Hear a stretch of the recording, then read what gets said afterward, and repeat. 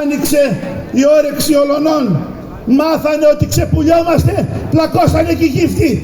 Όλοι θέλουν να πάρουν ένα κομμάτι από την πατρίδα μας. Γη ελληνική Μακεδονία. Στους αιώνες.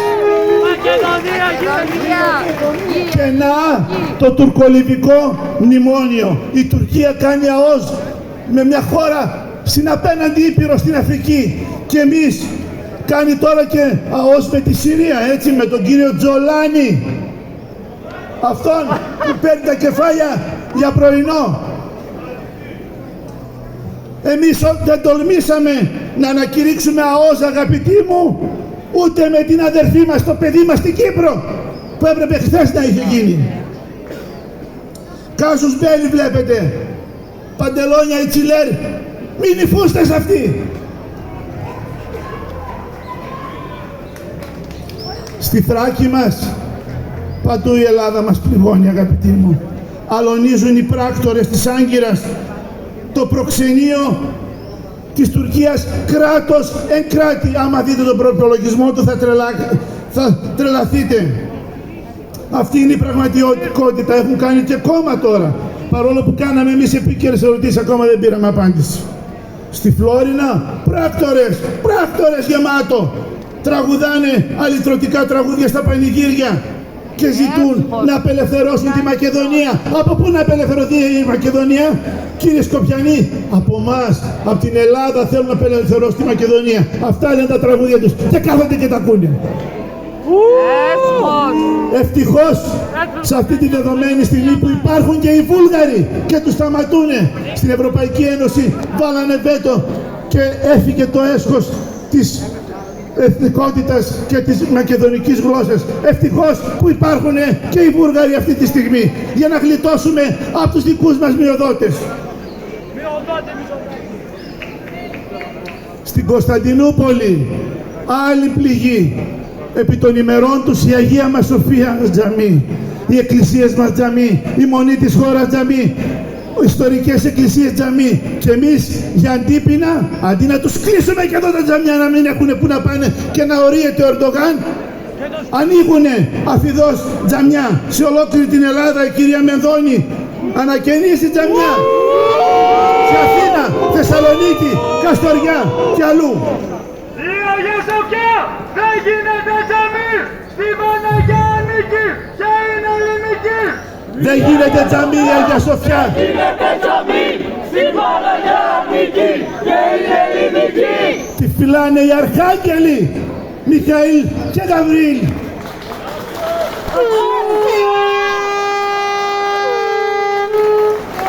Για τους επενδυτές του κυρίου Μητσοτάκη τώρα, ας τους πω, να μην τους πω λαθροεισβολής και στεναχωρηθεί ο κύριος Πορδοσάλτε. Καταφτάνουν από παντού, μου στέλνουνε βίντεο από Σάμο, από Χίο, από Κρήτη. Κρήτη είναι και κριτική τρομάρα τους. Τι Ανδρουλάκης, τι Κασελάκης, τι Μητσοτάκης. Λοιπόν, έρχονται αυτοί από παντού, τους φέρνουν με καραβιές στην Αθήνα, καραβιές, και μετά με νόμο που μας τον ανακοίνωσε η κυρία Μπακογιάννη, που μας έκλεινε και το μάτι έτσι, ότι θα παίρνουμε και λεφτά, λέει, από τα ενίκια. Θα τους στέλνει μέσα στα χωριά μας. Το καταλαβαίνετε? Τα παιδιά μας δεν ξέρουν να κόψουν ψωμί με το μαχαίρι, μόνο αυτό σας λέω. Ενώ αυτοί το χειρίζονται επιδέξια. Ζούμε, αγαπητοί μου, σε μια ιδιότοπη εθνοκάρθαρση, σε μια ιδιότυπη γενοκτονία. Ζούμε πραγματικά μια απίστευτη κατάσταση. Ωραίοι πατριώτες πολιτικοί. Ο Βορύδης το ΠΚΠ, δίθεν πατριώτης. Ο Άδωνης, ο Πλεύρης. Μπράβο στους πατριώτες, μπράβο στους πατριώτες.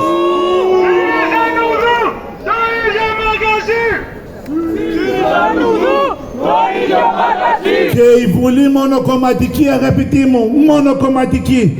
Ένα κόμμα, όλοι τους. Δεν υπάρχει εξαίρεση. Ξέρω τι σας λέω, δεν υπάρχει εξαίρεση. Μην πλανάστε. Προχθές υπογράφτηκε μνημόνιο η ΜΚΟ του κυρίου Σόρος, το Solidarity Now, μαζί με τον δήμαρχο των Ιωαννίνων και με την κυρία και με πολλούς από το πρωθυπουργικό περιβάλλον. Ας μην τη στοχοποιώ, έχει τα χάλια της, ας μην τη στοχοποιώ. Είναι, λέει, για τα ανήλικα, είναι κάτω από 18, κανείς, όλοι κάτω από 30.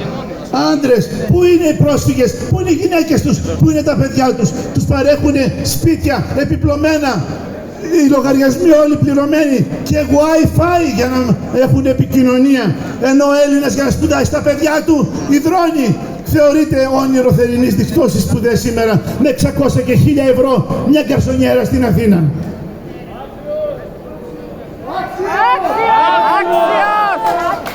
Για τα νεαρά ζευγάρια δεν ακούσα τίποτα.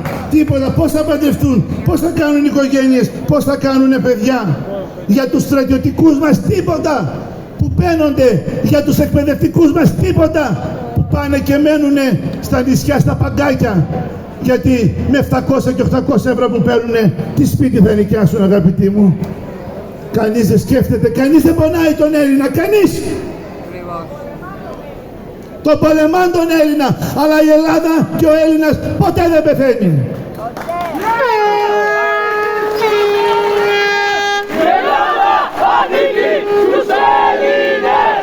Η Ελλάδα ανήκει στους Έλληνες! Θέλω να πω λίγα και για τους πολύτεκνους, γιατί και εγώ είμαι πολύτεκνος και μαθαίνω τι γίνεται. Ούτε νερό δεν τους δίνουν, αγαπητοί μου, ούτε νερό. Στο Ρεόκαστρο εδώ μια οικογένεια με 12 παιδιά πλήρωνε πιο πολύ νερό από αυτό που είχε δίπλα την πισίνα. Ούτε νερό σε 12 παιδιά Ελληνόπουλα. Αυτοί είμαστε και δεν τρεπόμαστε. Όλοι πρέπει να πάνε φυλακή. Και τώρα, αδέρφια μου, θα σας ταξιδέψω, θα τα πει ο κύριος Βαθιώτης αυτά, νοερά στους κόλπους της δικαιοσύνης. Και εδώ ισχύει ότι η Ελλάδα μας πληγώνει. Μετρήστε νεκρούς, 27 στα Τέμπη, πλάς 2, 3, 5, δεν ξέρω πόσοι άλλοι. Στο Μάτι 104, στη Μάνδρα 24. Είναι κρίση του δικαίωση τόσα χρόνια. Πού είναι η δικαιοσύνη μας? Ποιος αντέξει τέτοιο πόνο, ποια οικογένεια? Δικαιοσύνη μάθετε? Οι ενοικούντες της γης, φωνάζει εδώ και 3.000 χρόνια περίπου ο προφήτης Ισαΐας. Πού είναι η δικαιοσύνη, αγαπητοί μου, πού είναι η δικαιοσύνη? Ένας επιπυραγός Λιώτσος έκανα επίκαιρη ερώτηση και έκανα σε βάθος. Αυτός ο Λιώτσος λοιπόν το ανατέθηκε να διερευνήσει την περίπτωση στο Μάτι και να κάνει πραγματογνωμοσύνη. Τι δέχτηκε αυτός ο άνθρωπος? Τα πάνδυνα, τα πάθη του Χριστού και της Παναγίας δέχτηκε. Τον έπαιρνε, είναι στο δίκτυο, δέστε το, τον έπαιρνε ο προϊστάμενος του και λέει, θα σε σκίσει ο δήμαρχος, θα σε φάει δούρου, θα σε εξαφανίσει γαϊδούρου, θα σε φάει ο ένας, θα σε πλήξει ο άλλος. Άσε που το πιο πονηρό, θα βρεθείς σε κάποια μετάθεση και πράγματι από την Αθήνα τον πήρανε και τον έχουνε στοιχείο. Αλλά το πιο πονηρό που τρόμαξα όταν το άκουσα, γιατί δεν ακαίγεται ηχείος, είναι ότι τους είπε, θα πάθεις ό,τι έπαθε, λέει, αυτό στα Κύθυρα. Του στείλαμε εκεί. Έγιναν φωτιές στα Κύθυρα, κάηκαν τα πάντα και δεν του στείλαμε πτυτικά και τα ρίξαν όλα πάνω του. Και τώρα είδα προχθές ότι και εγώ ήταν ηχείος. Θα τον πάρω να τον ρωτήσω αν του στείλαν πτυτικά μέσα ή αν τα ρίχνουν όλα πάνω τους για να τους εξαφανίσουν. Δικαιοσύνη, ναι, στους παιδεραστές. Έφταιγε η 12χρονη, λέει, παραπλάνησε το 55χρονο. Ο Σοδομονόμος, καλά κι αυτός.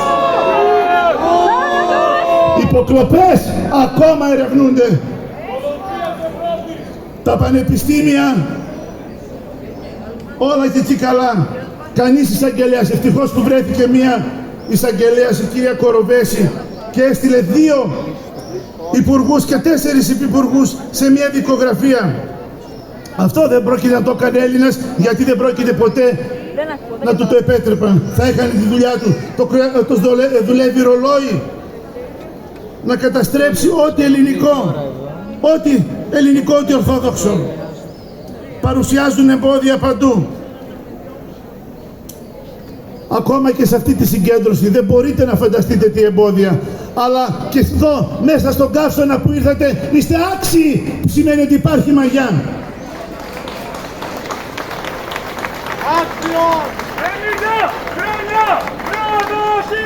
Λόγω της υπεύθυνης στάσης μου στην πανδημία, τα εμβόλια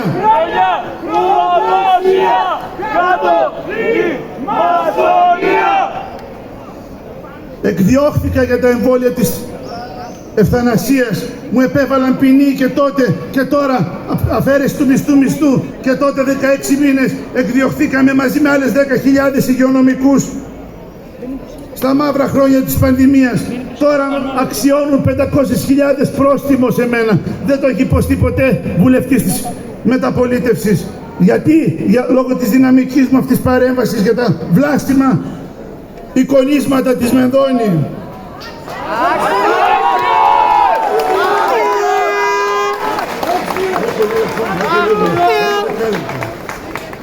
Αρχικά προσπάθησαν να μου δολοφονήσουν το χαρακτήρα.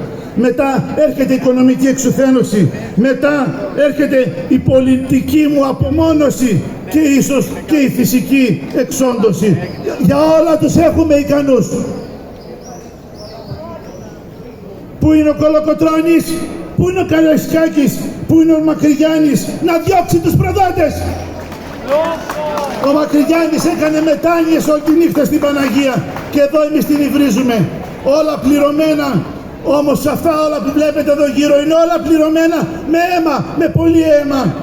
Με τους ήρωές μας που θυσιάστηκαν για τον τόπο τους, έδωσαν τη ζωή τους, προσκυνούσαν μόνο την Παναγία.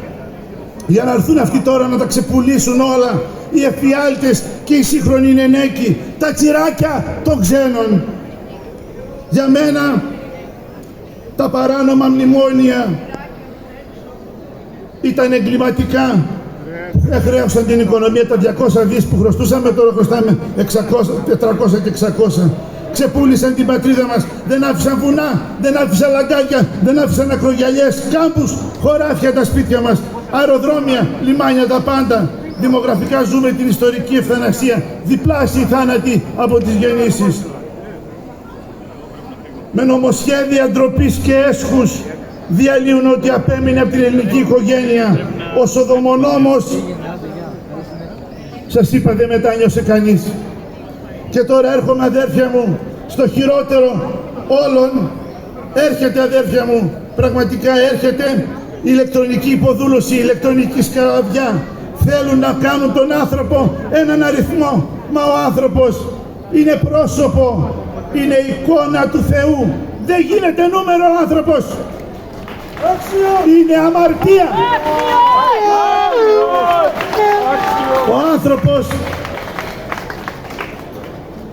Ο άνθρωπος αριθμοποιείται μόνο στα στιγνά καθεστώτα, στο Auschwitz, στη Σοβιετία, μόνο εκεί αριθμοποιείται.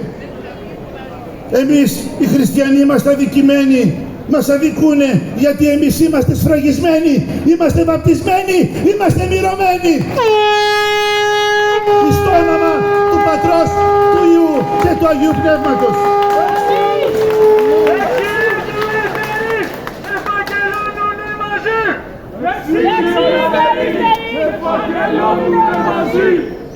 Παλιά, αγαπητοί μου, μάρκαραν τα ζώα, τα άλογα, τα γελάδια και τα κατσίκια.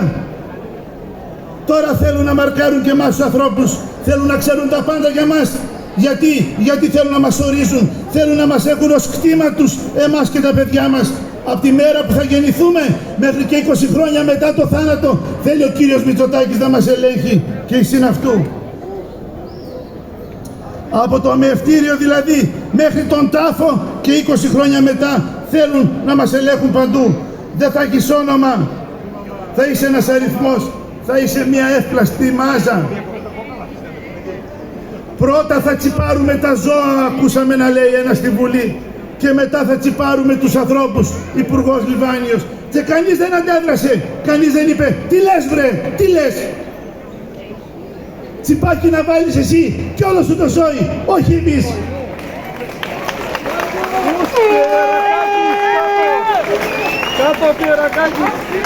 Ναι, έχω λίγο διπλώμα. Όπως έκαναν σε εμάς που δεν δεχτήκαμε τα μπόλια, δεν μπορούσαμε να εργαστούμε, δεν μπορούσαμε να μετακινηθούμε, δεν μπορούσαμε να πάμε σε γιατρούς, σε νοσοκομεία, σε ένα εστιατόριο, να πιούμε έναν καφέ, να πάμε κάπου. Σκεφτόμαστε αν υπάρχει ο προσωπικός αριθμός στην πανδημία, τι θα γινότανε. Ο άνθρωπος αριθμοποιείται, ο άνθρωπος έχει κωδικό, ο άνθρωπος γίνεται εμπόρευμα. Λοιπόν,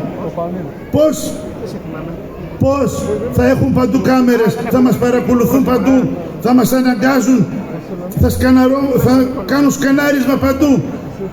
Δεν θα έχουμε ιδιωτική ζωή. Θέλουν να φέρουν κινεζοποίηση της κοινωνίας μας, ένα σύστημα κοινωνικής πίστοσης όπως στην Κίνα. Η κοινωνία η πρότυπο για τη νέα τάξη πραγμάτων είναι η Κίνα.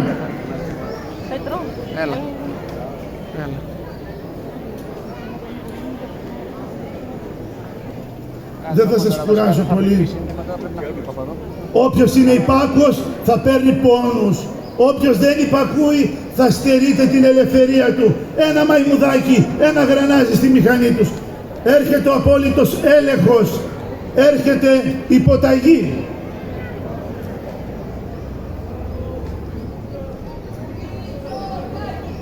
Θυμηθήκαμε τότε στα εμβόλια. Θυμάστε αγαπητοί μου, έγραφες κάτι στο διαδίκτυο, σου κλείναν το προφίλ. Αρνιώσουνε να κάνεις το εμβόλιο, σε βάζανε 100 ευρώ πρόστιμο. Τόσοι υγειονομικοί χάσαμε τις δουλειές μας, μας καταδίκασαν σε αργόδια της πείνας θάνατο. Ξέρουμε, μας εκπαίδευσε ο Μητσοτάκης τι θα πει ολοκληρωτισμός. Το ζήσαμε στο πετσί μας. Πιστεύω ότι κανείς εδώ μέσα πιστεύει ότι ο Μητσοτάκης πιστεύει το καλό μας. Εμπιστεύεται κανείς ανίκανους πολιτικούς. Αυτός που πήρε το Predator δίθεν από το Ισραήλ για να παρακολουθεί τους εχθρούς της πατρίδας μας, αλλά παρακολουθούσε εαυτούς και αλλήλους, παρακολουθούσε ακόμα και τις γυναίκες των υπουργών και των υφυπουργών. Τέτοια διαστροφή ο κόσμος δεν ξανάδε. Άλλωστε, διαστροφή δεν είναι να τρως τις επιδοτήσεις του αμαρτωλού ΕΠΕΚΕΠΕ και ο κόσμος να πληρώνει πανάκριβα τα αγροτικά προϊόντα. Πώς μπορούμε να εμπιστευτούμε τέτοια πρόσωπα? Ίσως να τους παραχωρήσουμε απόλυτη εξουσία πάνω μας, τότε θα είναι αργά. Σήμερα κάθε υποκρισία έχει τη δική της βάση δεδομένων. Λοιπόν, επίσης η βάση αυτή θα είναι ενιαία και ό,τι συμβεί θα συμβεί ολοκληρωτικά.